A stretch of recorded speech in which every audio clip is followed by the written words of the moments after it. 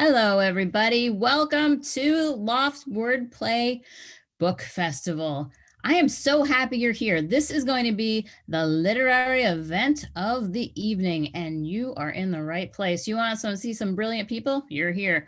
All right. I'm so happy you're here. The Loft Wordplay Book Festival, virtual wordplay. It's a presentation of St. Kathryn University and Star Tribune, and it is a St. Kathryn University critical conversation. First off, we really want to acknowledge that the state of Minnesota is located on the traditional, ancestral, and contemporary lands of Indigenous people. The Loft and Open Book are built within the homelands of the Dakota people and just right off one of the most sacred sites, the Mississippi River Fall. The Loft recognizes the original peoples of this place and affirms tribal sovereignty. So a few little housekeeping things I want y'all to know. You are going to be able to ask our glorious authors questions by clicking on the Q&A feature. This event is going to be recorded, and you're welcome to access this event as many times as you like until June 1st. Bring your friends. Please buy the author's books using the link below. These are good books. You're going to want them forever. You're going to want to give them to your friends. And while you are there, consider donating to the Loft. While all Loft Wordplay events are free, we would love your support in bringing great authors into your life for years to come. Okay, and then at the end, surveys are very important. It helps the Loft know how to program the events you want to see. All right, so that's it. Who are these wonderful people? Well, I am Dara Moskowitz-Grumdahl. I write for Minneapolis St. Paul Magazine. I've written a wine book. I like to meet everybody in the world. That's my thing. And then I like to write about it. Why wouldn't you want to do that? That's what I like to do with my life. I am absolutely honored to have this panel of women there. Amazing, amazing, amazing work. All right, so Carrie Fountain. Carrie Fountain's poems have appeared in Tin House Poetry and The New Yorker. She is the author of the poetry collections Burn Lake, National Poetry Series winner, instant winner, and the young adult novel I'm Not Missing. She was born and raised in Mesilla, New Mexico, and she's currently the writer in residence at St. Ed's. She lives in Austin with her husband, novelist Kirk Lynn, and their 2 children, who appear in her terrific book in very memorable ways. Who else is here tonight? Well, you may have seen her on TV this week, Gabriela Garcia. She is the recipient of a Rona Jaffe Foundation Writers Award, a Steinbeck Fellowship from San Jose State University. Her fiction and poetry have appeared in Best American Poetry, Tin House, Iowa Review, and elsewhere. She is currently on the bestseller list with Of Women and Salt, her first novel. It's really, really good. And last and certainly never least, you do not want to piss off Kathryn Nuernberger because she knows about witches. There's things that she will be able to do, I think, in cauldrons if you mess up. All right. She is an essayist and poet writing about the history of science and ideas, renegade women, plant medicines, and witches. Her latest book is Witch of I. It is about witches. It really is. And witch trials. She is also a very well-known poet. She's the author of the poetry collections Rue, The End of Pink, Rag and Bone, and a collection of lyric essays, Brief Interviews with the Romantic Past. She teaches poetry and nonfiction at the University of Minnesota. Okay, so our section is all about women, motherhood, daughters. I am guessing there's a parallel session about men happening right now that's probably called like sons, fathers, and tech douches, something like that. But I want to start off with a lightning round. Who is the most corrosive female archetype of our time? Is it Sarah Palin, The Real Housewives, or Martha Stewart? This gets you all warmed up. Carrie Fountain, you got to go first. Who is the most corrosive archetype of our time? Sarah Palin, The Real Housewives, or Martha Stewart? So we're speaking about archetypes, not the people themselves. Not the people themselves. I don't know. I would I would hate to say any of those are necessarily corrosive, but Martha Stewart, you know, she makes things that are aesthetically pleasing and beautiful, and that way she's sort of an artist. It's Sarah Palin. All right, Gabriela Garcia, what you have to pick because you're on the spot. What do you think? 100% Sarah Palin. Like, all right, I have no more Sarah Palin. It's a solid answer. And Kate Nuernberger, what do you think? What is the most corrosive female archetype? Yeah, I'm going to make it unanimous. I think women who get power and then use it to kick the ladder out behind them and make life horrible for women afterwards. Sarah Palin. I like it. All right. Should we do another kind of fun one, or should we just leap into it? Maybe just leap into it. I feel a need for gravity after all of this. Oh, Carrie Fountain, congratulations. I'm going to start with you. Your book, I found it almost difficult to read because I too have children, and there's so many little details about life that I never wrote down that pervade your poetry. Talk to me about being a poet and writing about motherhood in the year 2021. No one does it. And yet you take this terrain seriously. Tell me about your decision to do a thing that other people won't do. Well, I mean, my experience is as a writer, and so, you know, my job, as I see it, is to notice and pay attention to the world around me and try to find meaning in it, and try to answer questions about what it means to be human. And so, this is when I look around my life. These are the metaphors. These are the images that present themselves to me.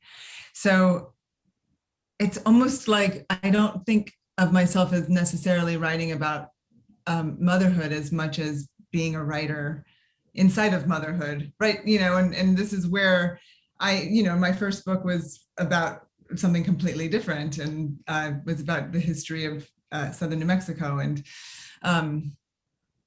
so I don't know quite why. I'll tell you about my most hated kind of poetry. I hate poetry that's like, all of a sudden you're supposed to know all of this Greek mythology and Roman mythology, and you're supposed to know things about swans and people who live on mountaintops. And it's so pretentious. But you made a choice not to do that. Like, you have one of my favorites of your work. I'm not gonna quote it because I destroy it. Is a piece where you say, like, I obviously made a choice to live in a world with Paw Patrol.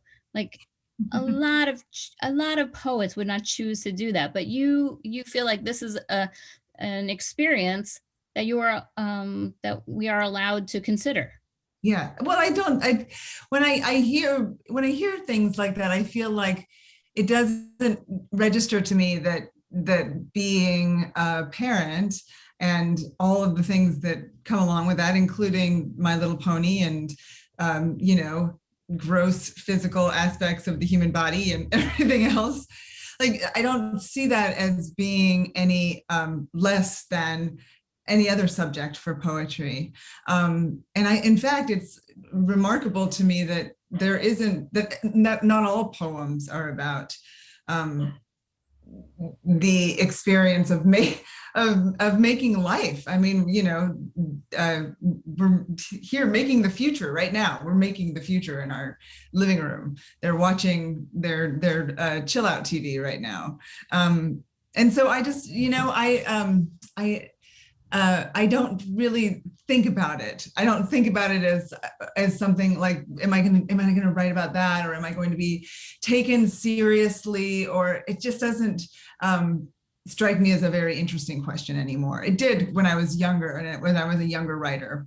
But everyone just writes what they write. These are the poems that I write. These are the poems that I wrote. I didn't write any other poems because there weren't any other poems for me to write. These are the poems that I wrote, and I approach every book like that as well. And it's not to say that I read about myriad experiences, human experiences. That's what's really interesting to me, is human experience.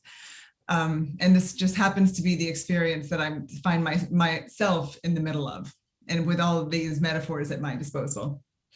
Well, I think it's fantastic. I love your work so much. I haven't seen my actual, I've got 2 kids. I've been doing this. The oldest one's 15, so I've been doing this for 15 years. I have not seen my actual experience in life until I read your book, The Life.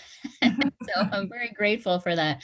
But it did strike me as fairly radical. It's that kind of yoga class thing where they're just like, you're allowed to take up space. It's like, am I allowed to be here? Am I allowed to notice what's happening to me? Gabriela Garcia, I love your book so much. It is, I feel like there's not going to be a beach blanket in North America that does not have a copy of Women in Salt on it this summer. So that's an exciting moment for me, because I'm going to feel like I got there first.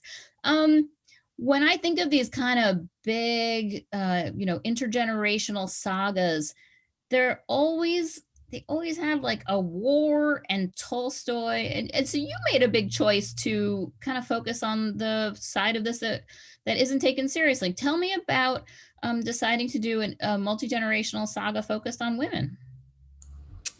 Yeah, I mean, I think it's interesting to hear the book described as like a historical saga, because I think when I think of historical sagas, I think of like a 400-page tome that goes into like detail as far as every character's history. And my novel sort of has these 2 kind of glimpses to a past that's further away, but it's 200 pages. It's mostly in contemporary times. And you get those glimpses. And I think, when I set out to write it, I wasn't necessarily defining what I was writing yet. I sort of knew that I did not want to write a kind of traditional, Western linear structure. I wanted to think about other ways of telling stories. And, when I first started, I kind of thought maybe it was like a linked short story collection. And then I started adding in these pieces that didn't work as standalone stories, and eventually just sort of gave myself permission to not have to define what it was, and it can be so many things. It can be thought of as a saga. It can also, be thought of all, like in many different ways. And yeah, I knew that I wanted to write a book that was only in the perspectives of women and that centered women, even as they're all sort of navigating these patriarchal, misogynist worlds. I wasn't interested in sort of centering the men. I wanted it to be in all of the voices of women. And you see that in the beginning, there's like a family tree, but it's exclusively a matrilineal family tree, and includes like another family that's part of the community. So that was sort of my impulse. Yeah, and that's kind of radical. I sat there with my 12-year-old was wondering what I was reading. And so I showed her, and then I showed her the matrilineal family tree, and then I explained to her what her own one was. And that was a conversation we wouldn't have had. And then one of the things I love about your book is you kind of focus on, it's not just like moms who want their kids to marry, they have work, they have outside lives, they have so much going on. Did that feel like was that like a radical choice, a conscious choice, or is that just you, a young person, have grown up in a world where that's what women are always doing? I mean, both. I mean, I grew up with a single mother, and I grew up surrounded by women.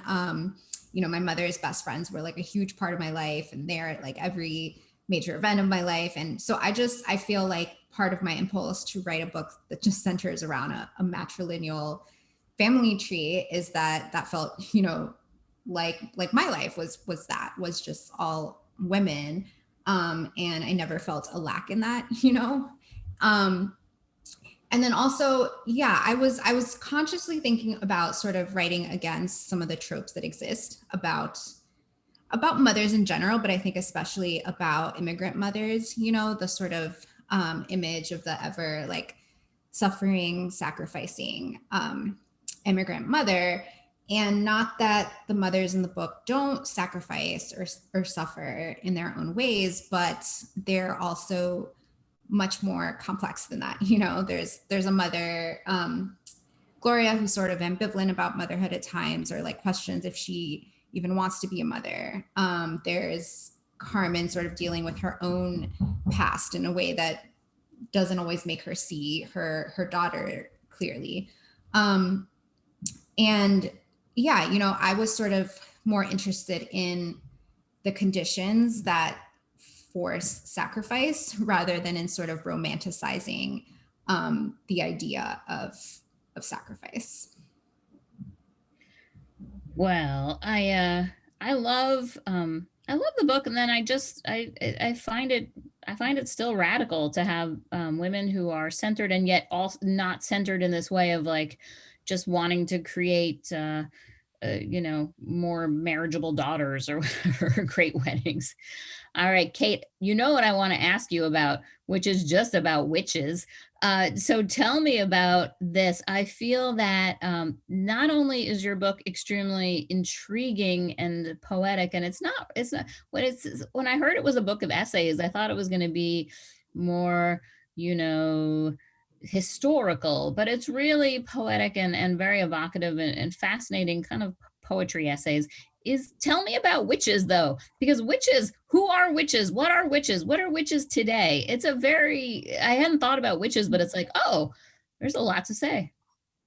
Yeah, so I guess the way I define witches in the book, or who gets covered in the book, each essay is about a different person who was historically accused of witchcraft.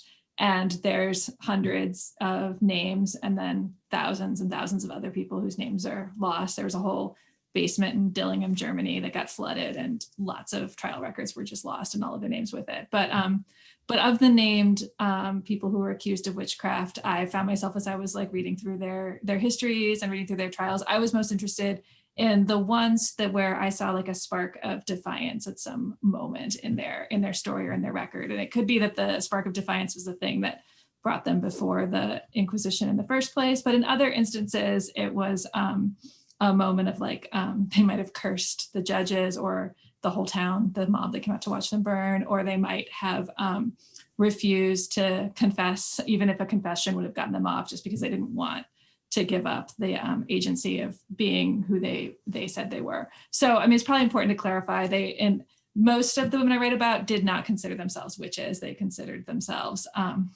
faithful Christians, or at least if you're to, you know, if they're, it's hard to read the trial records and decide what they mean by what they say, because they've A, been tortured in most cases before being recorded, B, they're trying perhaps to make it out alive or make it through with whatever political agency intact that they can. And then C, the records are all being recorded by court scribes who are feeling quite free to summarize and cast a certain light over everything that's being said. So there's a whole haze of what's real about those trial records. But if you, to the extent that I can hear their voices inside of all of that propaganda and rhetorical like mess, they mostly thought, like, asserted they were good Christian women and they were living their lives, and they are not who the judges say they are, like that.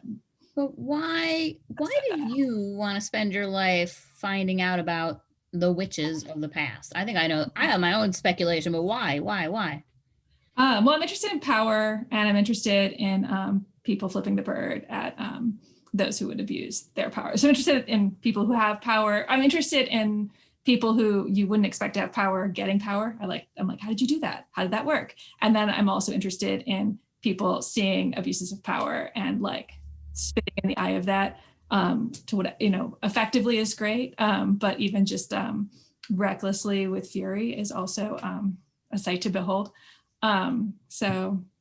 And is it true that just when people, it seems like from your book that if people just don't like some woman, they feel like she's getting out of control in some way or other, or they're just looking for a scapegoat, like they just accuse her of being a witch. Is that so?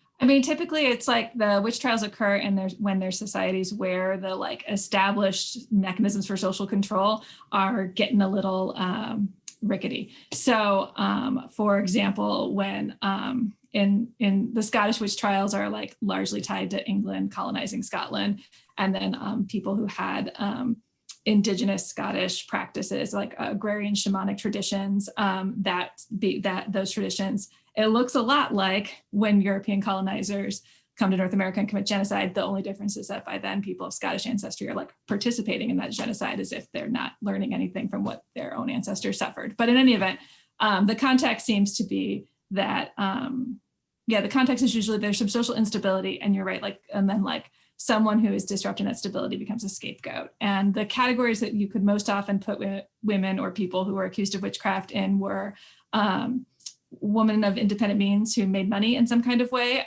Midwives often get caught up in that category because midwifery could be a source of independent income. Widows often get caught up in that too, either because they're just alone in the world or because they have access to money. Those are the two big categories. Oh, and I'm forgetting activists often get caught up in that. And so I wrote a bit about the Brazilian witch trials because I felt like there was space to think about that because they were brought back to Portugal and they were tried under the Portuguese Inquisition, and their context was in many cases that their practice of their indigenous traditions was also a defiance against like slaveholding. So again, they're being scapegoated because like they're in some cases they were free women that were like providing support or spells that were designed to like help people who were still enslaved, like have a measure of control against the people who would imagine themselves to be their masters. Did you see anything in the basements of Germany about the 2016 presidential candidates?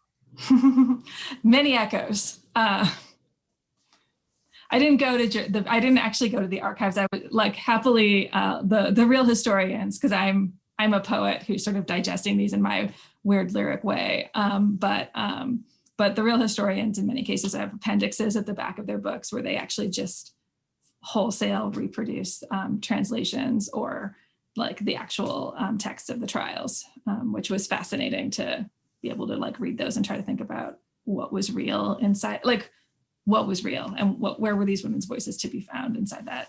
I found it very cautionary tale. It's like, be careful because people are going to call you a witch. Maybe I'm just projecting. Maybe nothing like that would happen in this country within this present time period. Maybe nothing like it at all. And I would say in our present time period, those of us who are I won't presume to know everything about your life. For me, as an middle to upper class white woman, like it can feel like I have some certain things in common with these women, but I feel like in terms of the kind of like fantastical delusions people in power were able to convince themselves were real, like the idea that like, oh, we're seeing a monster in front of us, we're seeing a person who's in conversation with the devil, we're seeing a demon. I think that requires like are we seeing pedophiles in the basement of Comet Pizza? Is that a thing that they could see? I see that. I think there's a well, I mean, QAnon is actually like deeply rooted in like blood libel theory, which is an anti-Semitic theory that was like totally part of the witch trials. A lot of like that, yeah, like that's definitely a through line too, right? It's anti-Semitism is driving a lot of the witch trials, and in some cases, vampirism too is derived from anti-Semitism, and that whole thing about blood just is has like endured for centuries. So yeah, all the stuff QAnon people are saying about blood is totally you can totally find that situated in the medieval period. But I just like often like the metaphor, like the connection I see most clearly, right, is when you listen to cops talk about the people of color that they've murdered, the way they vilify those people, the violence, and the cop who shot Michael Brown in Ferguson, actually in his testimony describes him as being like a demon. I'm like, I mean, to me, that would be a very close parallel, like a way in which the witch trials are absolutely present tense in a way that's pretty decidedly not metaphorical. That's just fascinating. So, when I was trying to think about, what is the commonality between these three very different books, the thing I kept coming to is just like, it's still in the year 2021, pretty radical to just kind of, have that Bechdel test happening, just have women just talking, and they're not talking about men are not trying to knock over a skyscraper, or rob a bank or something. So Gabriela Garcia, let me ask you a question. So I know that you're getting terrific feedback. There's a huge hunger, I think, for this story. Are people kind of finding you to talk about the fact that, these stories of mothers and grandmothers, like they're just not surface, but everybody is maybe aware of their own. Are you hearing that? Sorry, can you restate the question? Sure. I think when I was looking for the commonality here, I was really thinking about that these books are very radical, even though women have had the vote in this country for 100 years. A lot of women's stories are still not being told. Carrie, I thought your book was truly radical for just, just centering women's domestic life. And then Gabriela Garcia, I think that your book is quite radical in its own way for bringing forth these kind of stories of our mothers and grandmothers. Are you hearing that? I know that your book is really touching a nerve. People are loving it. Yeah, I think, I don't know if people see it as radical or not, but I've certainly gotten great, great feedback from some of the critics and some of the people who've written about it, about how it's sort of writing against some of these tropes of like martyrdom or heroism in mothers and immigrant mothers in particular. And so, that's really what I was aiming to write toward. So that's been very gratifying. And you're right, it is sort of a particular decision to decide to solely center women and to only write in the perspectives of women. But I sort of, I didn't think of it as a book that was like only going to be of interest to women, I think there's such an emphasis on writing about men, and that's, considered to be for the general reading public, versus books that center women or center domestic life or whatever are considered a sort of niche writing market, and I just don't. Oh yeah, women are the majority book buyers, and yet it's always this idea that women will read stories set around men, but men won't read stories set around women. So they'll always try to make Harry Potter the star of the show, just to bring women in. So you hadn't thought about it. It sounds like it was a natural feeling you had that it was, but you didn't stifle it either. You didn't just suddenly decide like, oh, some of these people should be soldiers.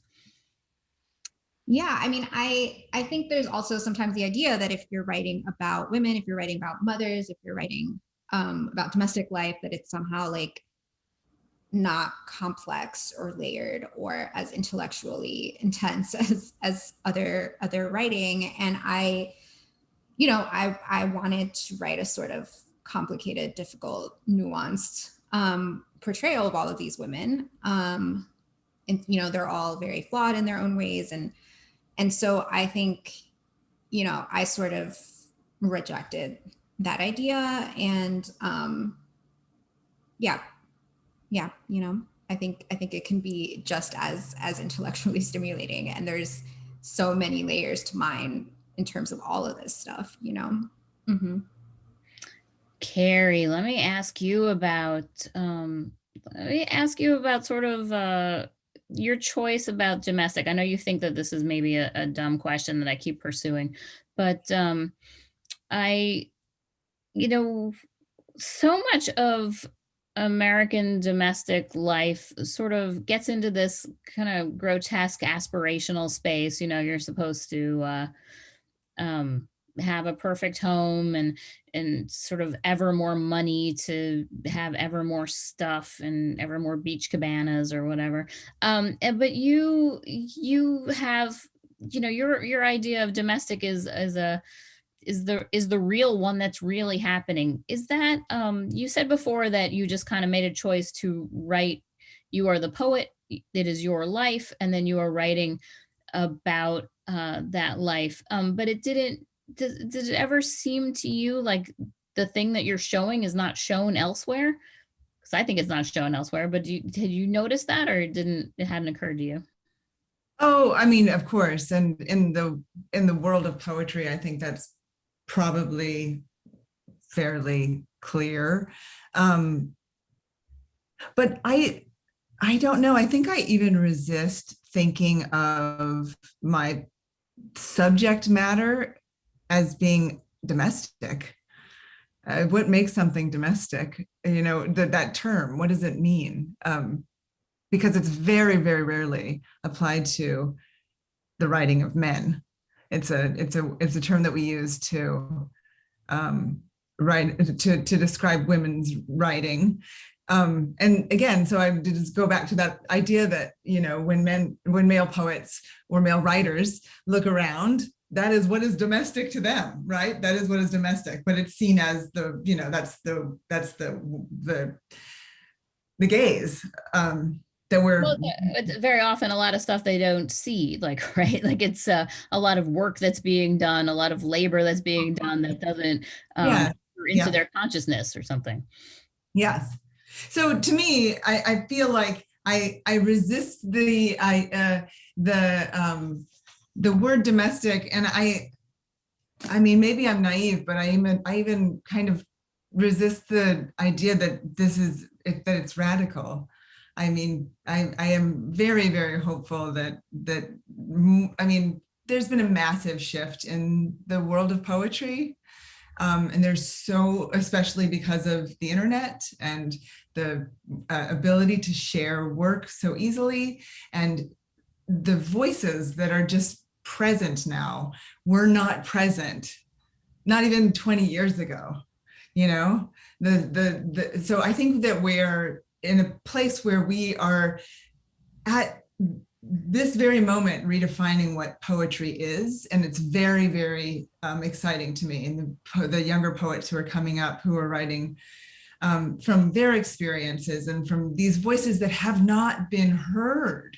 You know, they have not been heard. Your voice has not been heard. I don't want to talk about these younger poets. I want to talk about you, and your book is fantastic. And I am not going to let you deflect onto to talk about these other people that are not here. This is about you and your spectacular book.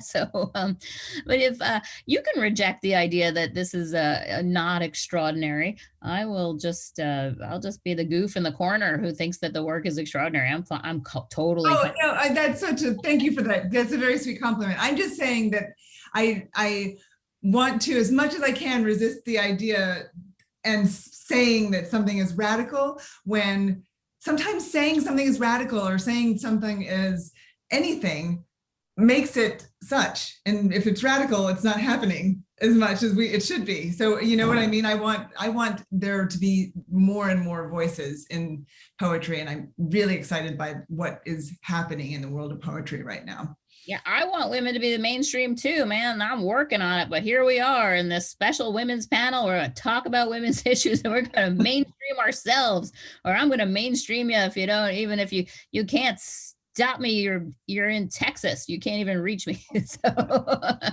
but I do think that I can't tell you how much I love your book. I was just you know, sending the title poem, The Life, is just so much my life. You guys, you got to go read it. It's all about the things that happen in your house, and like the toilet is running and nobody knows why, and then it's not, and then it is, and it's all your job somehow to fix it and handle it and produce your art in this context. And it's you know, I read a lot of classical work, and E.M. Forster does not handle this part of the world. There are no children with needs in his universe, right?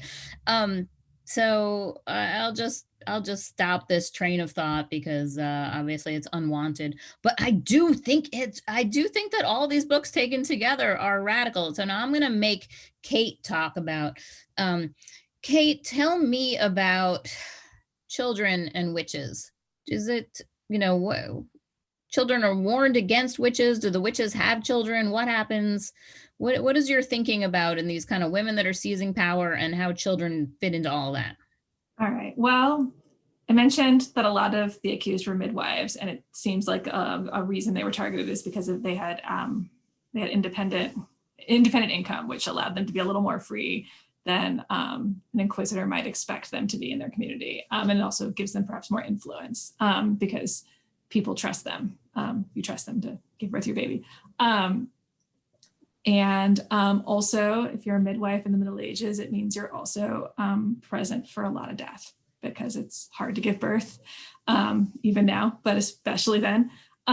So it becomes very easy to accuse a woman of being a witch who eats babies, poisons babies, kills mothers. And so that's, so there's just a lot of, so that's a big narrative around many of the witch trials, is that Walpurga Hausmannen is one who was accused of like killing 42 babies. And she ends up confessing, and her confession, I mean, it's hard to say why she confesses. She's probably tortured, but it seems like it's notable that nobody gets accused after her. The trials don't keep going. And one of the things that often happens in the trials is that like one witch leads to another. And part of it is because like, that's sort of the way torture works, right? It's like, you can't really trust the answers you get when you're harming someone because they're in pain. But so the inquisitors feel like they need really extraordinary evidence that what you've just confessed to is real. And they found the most compelling evidence to be the name of one of your neighbors, because you wouldn't put one of your neighbors through this unless you really meant it or something. So I think what's notable about Walpurga Hausmannen is that that Inquisition dies with her. So she may have confessed to everything, but she doesn't accuse anybody else after her. Because it seems to me like it's very much like people are peering into this kind of, I don't want to say magical, but that's the word that's coming to mind, this magical moment where it's like babies are coming into being, and then they're like, oh, it's witchcraft. There was another midwife named Agnes Sampson that what she probably did was be powerful in a threatening way, because she was like a highly regarded midwife and like well-known and well-regarded, and she was called a wise wife. And what she was ultimately executed for was providing, and her client was executed for this too, was providing pain relief during labor. And like the spell she used was an Ishantis Muildis, I might not be saying that right, but it's a disinterred finger bone from a corpse that's ground up into a powder. You put that under your pillow, and then that's sort of the fun ingredient part. And then the other part was like putting your husband, because the men wouldn't necessarily have been in the rooms while giving birth, and then putting your husband's shirt under the bed. And I think there's a third element to it, but it was a very innocuous, sweet sort of spell that seemed to be like remembering that you're loved, or in a relationship where you're cared about, and that would ease the pain of your labor. And because God's punishment to Eve was that she should suffer the pangs of childbirth, doing anything to relieve that suffering is defying the will of God. So that was like that was the justification for it's so poetic and disturbing that the idea that you would be put to death for easing someone's pain during childbirth, it's just I can't handle it. I can't handle this world where these things go on. Or that you should be put to death for having let someone ease your pain during childbirth. It's just bonkers. All right. So Gabriela Garcia, how did you, I gotta say, like when I was in my 20s, I was, in the grips of very like angry at mothers, at my mother, at, mothers before me. Did you, what is it about you that allows you to kind of have that, larger view? Did you go through a lot of therapy? Have you just always had a kind of a kindness for the mothers out there? Well, I don't write like autobiographically. So I think, even the relationships within the book are incredibly different from the relationship that I have with my own mother. I am past my 20s, but I've had a very strong relationship with my mother, but I think, I think I'm I'm really interested in all relationships between women, honestly. Like, I love writing about sisters. I love writing about friendship between women. And I love writing about, mothers and daughters, because I think that is one of the most rich, complex, difficult relationships that exist. And, I wanted to write about it from a complex perspective, where all of these characters have very different relationships with their mothers. And at the same time, like, I wanted all of their stories to not necessarily be about the mother-daughter relationship. Like, the chapters are pretty focused on them as individuals, and the relationships are there, but like all of the ways that relationship affects them individually, but is not necessarily like the focal point of the chapter. Because I think, people are also individuals beyond their role as a mother or a caretaker or whatever the case is. Mm-hmm. That too was is a pretty just not always happening. All right, so we have just a couple minutes, and we're going to turn it over to Q&A. So everybody start putting your questions in the comments there, and I will start reading through the ones that we have already. Oh, my computer's tilting around. All right, we have a question which is about little girls. What is the most important thing for little girls to learn in order to be assertive, successful women? And what specific actions can mothers do to help? All right, so little girls, let's just go in random order. Kate, what do you think? What's an important thing to create assertive little girls? Yeah, two thoughts that come to mind. One is to teach them that gender is on a spectrum.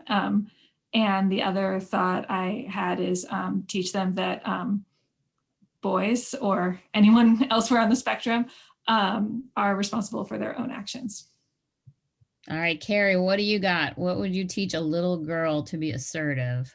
Well, I think I love what Kate just said, and I was thinking sort along the same lines, that I feel like I am learning so much from my children and their friend groups about the way they perceive gender in that way. They do. I mean, my kids at least have this very innate sense that gender is is a spectrum and is fluid, and they're very comfortable with that. So in some ways, I feel like I am always learning from my daughter and my son to that extent as well. But I love what Kate said too about creating a space for yourself, taking up space, setting boundaries. That is such, and learning from the very, very beginning what consent is, and understanding from the beginning too that not everyone is going to understand what consent is, and that you have to assert that yourself, and consent in every sense of the word, not just sexual consent. That's something that I think is really important to learn very, very early. Yeah. Gabriela, do you have any thoughts about what's important for little girls to learn to be assertive and successful? Yeah, I mean, I fully agree with both Kate and Carrie. And I would also say, like, along those same lines of teaching girls about consent and all of this, like, I think it's also really important, maybe even more important, that we're teaching little boys starting at a young age, about consent, about boundaries, about how power and gender work. And I think, there's often, I feel like even growing up, there were all these ways that I was taught about how to be assertive, or how to be safe, or how to sort of navigate how to navigate in a patriarchal world. But I feel like that responsibility is really on men, and it's really starting at like a very, very young age. I think part of the problem is that we think, you know, children are not capable of these really complex conversations about gender at a young age.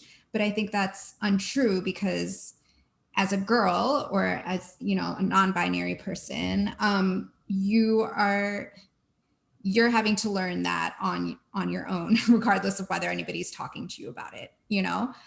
So I think it absolutely needs to be a conversation with boys.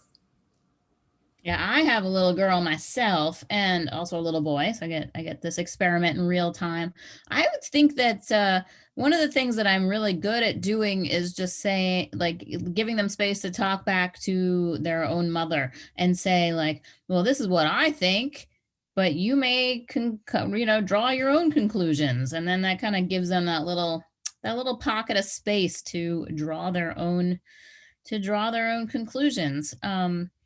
You know, so many people just are taught by the society not to trust themselves, not to trust their instincts, not to listen to themselves. So thank you, Sheila, for that question. We have another question about kind of what other works of art all of your books are in conversation with. Oh, that's a tough one. Carrie, do you feel like your book is in conversation with other pieces of work, with other poets come to mind, or?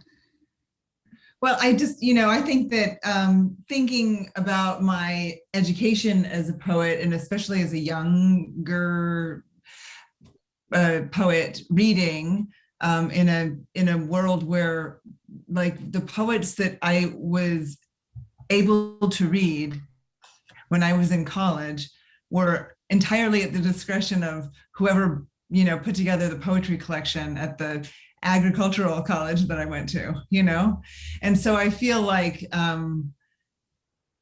anything I write is on the shoulders of women poets who have been writing before me. So, are we allowed to talk about Sylvia Plath, or we don't do that with Oh, Sylvia Plath is amazing. I mean, of course, yes, Sylvia Plath.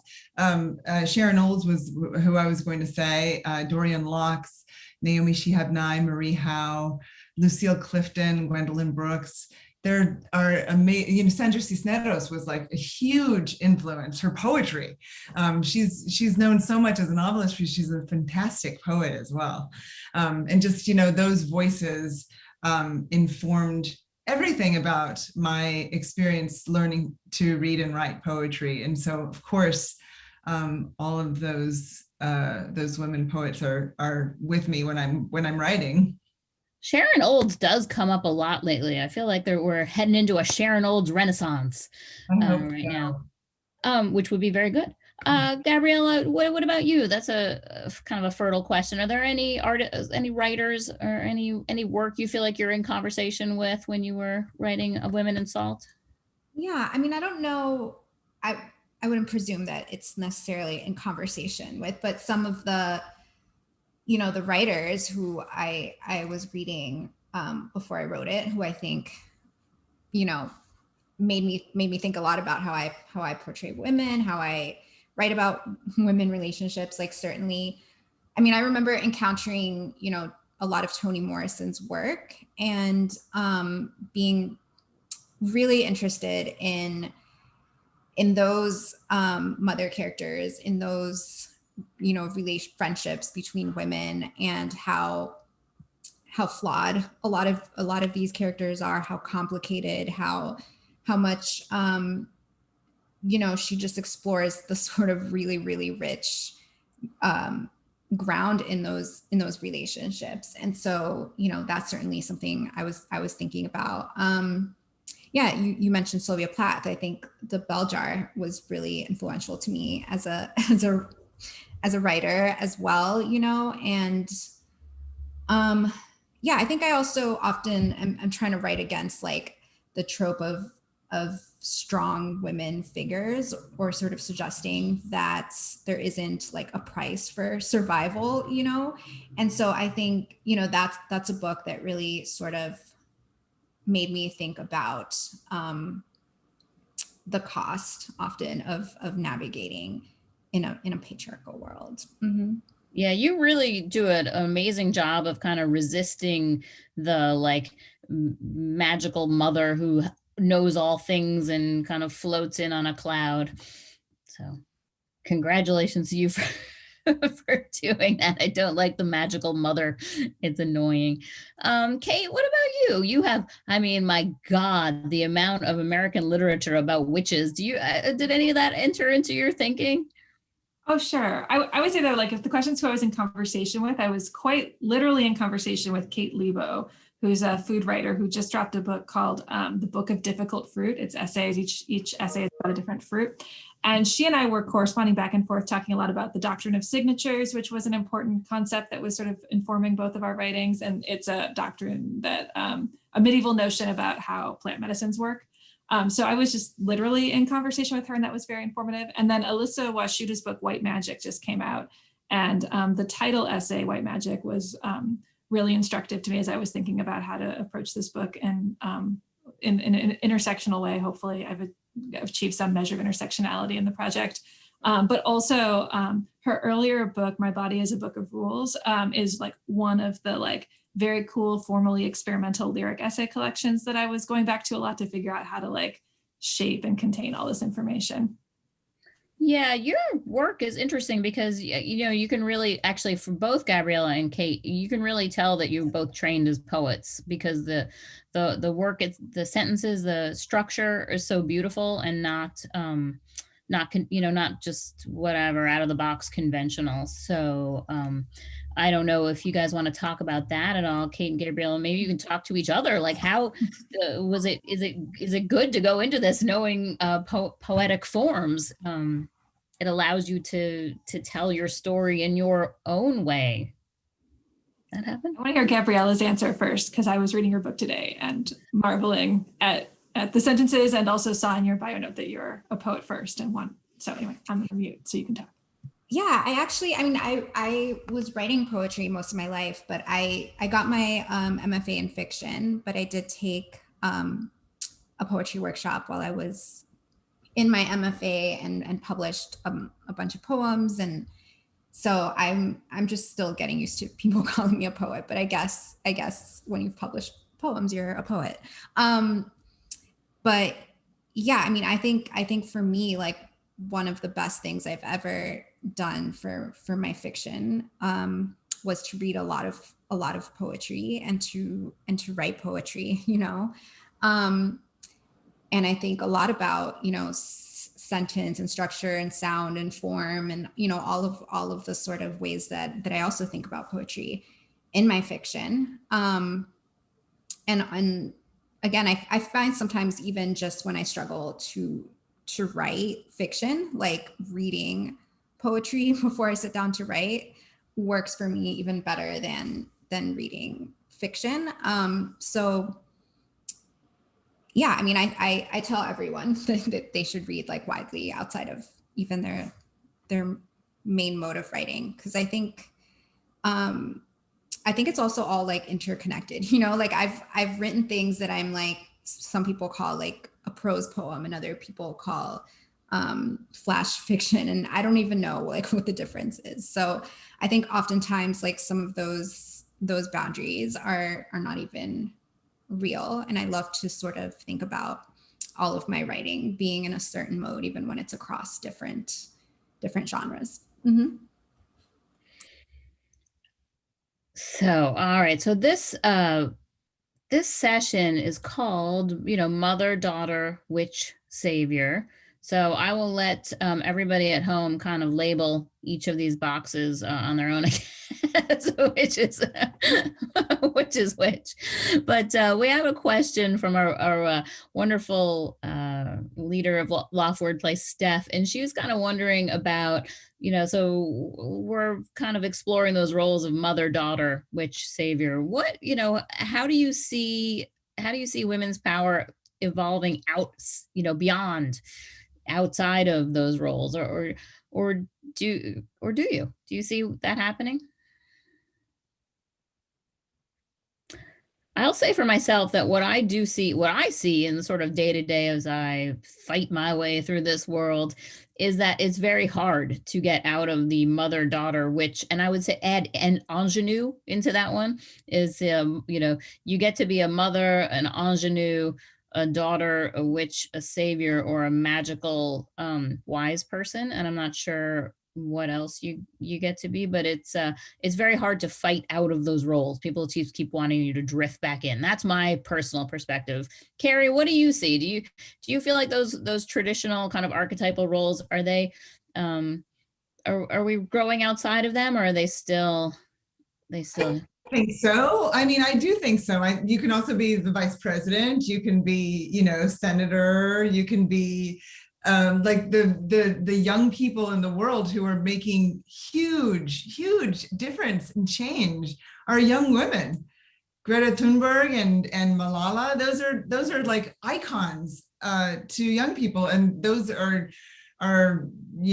they are individuals, and of course we all have a million roles that within us, men as well as women and anyone else along the spectrum of gender. We all have those roles, and we're always trying to reach outside of them, I think.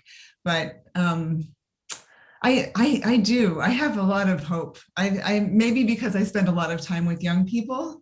And I've spent a lot of time this semester with my graduate students. And I just feel like I feel like the future is going to be okay in this way. I do.